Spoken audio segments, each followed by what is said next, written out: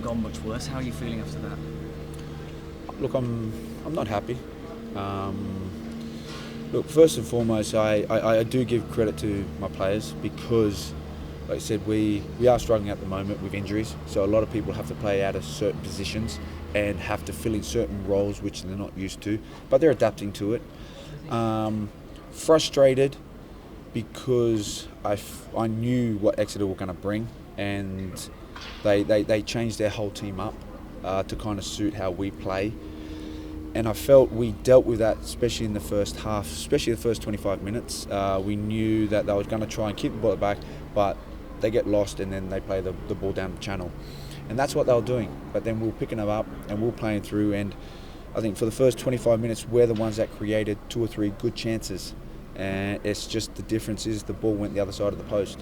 If the ball goes the other side, we go 2 goals up. But then it's frustrating because all our work, we have one corner, and it wasn't a well-worked set piece. It was just a ball in the box, and then bang, you find yourself a goal down.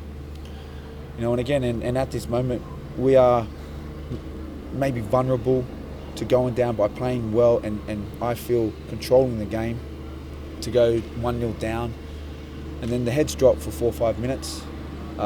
We make a mistake in the middle, but again, you're allowed to make a mistake.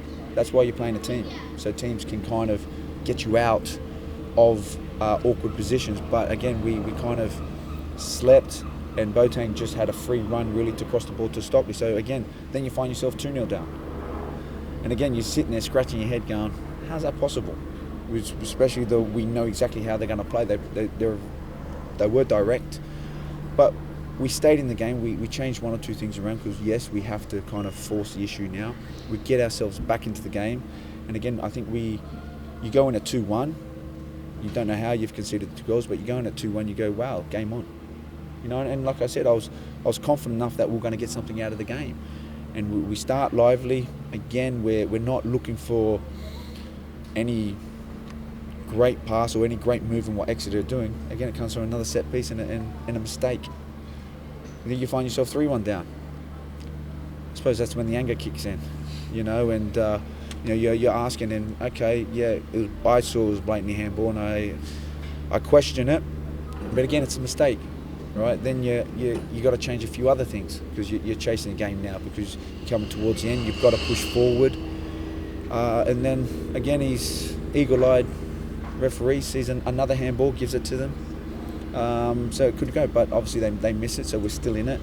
And then we have a cross, and again, the ball goes in the box, and it's one of those, does it hit his hand or does it not? Obviously the ref says no, we're complaining, they go up the other end, and they score a goal. So that's disappointing, and then obviously that's when I get my marching orders. Yeah, what was that for? I just said, well done to the referee. I said, you can see ones in the far corner, but you can't see ones right in front of you. You talk about being positive and things like that, but ultimately you've conceded 3 in that second half. They've also missed a penalty. They could have had a couple more. I mean, how concerning is it? You've conceded 5, they've conceded 3 plus all season. No problem. But put your football cap on for a moment. You're chasing the game. So do you want to stick 6 people at the back and lose 3-1, or do you want to chase the game? Everyone wants to win. I'm a winner. I want to win. So we're going to have to try things, and we're going to have to be vulnerable at the back to get extra men in the box. It's as simple as that. Did you get everything in terms of, maybe effort's the wrong word, but everything from your players? Because you've got some quality players in that team. Are you getting everything out of them at the minute? Well, again, like I said, we have 7 injuries at the moment. So we've got players playing in certain positions that they're not used to playing at the moment. So again, I'm giving them a crash course in playing in a certain position. Do I want them playing in these roles? No. I'd love to have my full squad here and be able to play the right way, how we want, and people to play in their natural positions. But again, we have to deal with what we're dealt with. And like I said, these players are dealing with what I'm asking. But like I said, you can't gift 3 goals, especially away from them. You can't gift a team 3 goals. When you've got those players back available from injury and suspension and so on, are you confident you've got enough to be able to sort this? Look, we would like 1 or 2 more people in. Definitely 1 or 2 more people in. But like I said, I'm happy with the squad. The squad's working hard, but again, you can't make simple mistakes. Harry, thank you very much indeed. Cheers. How quickly would you like those bodies in now? Has it become a matter of urgency? About 4 days ago. No, look, like I said, but we've got to be smart. We want it, but I think, like I said, the ultimate thing is you control a game and you give a silly goal away. I know, and that's the question I asked him. I said, well, you tell me, how do you win games if you give simple goals away? How do you win it? You can't. So again, we've got to stop simple goals. You've got to make a team at least work for it. We all know that we are going to concede goals. We all know that. But you're just going to make it as difficult as possible. And I don't think the first 3 goals, we made it difficult then for Exeter to score. In terms of the transfer market, is there enough bodies out there for you to get the players that you want, or is it needs by literally sticking plasters until January? Look, I think we've got to regroup and we've got to stick together. Like I said, we have 7 players that are injured at the moment, and like I said, a couple of players here had to play in different roles, and again, this is what we're dealt with at the moment. So until other players come back and fitness, we get that right, then we can start seeing. But at the moment, we're going to have to fight for everything. What was the confidence like in the dressing room after when you went in there? It's down. I mean, you're not gonna sit there and start playing music and jumping around and going, oh, we just lost. It's disappointing. But again, the players know. You can't give 3 goals away, especially away at home. Away you can't give 3 goals away, simple goals as well, and expect to win. It just doesn't happen. Do you think it's a question of quality or mentality?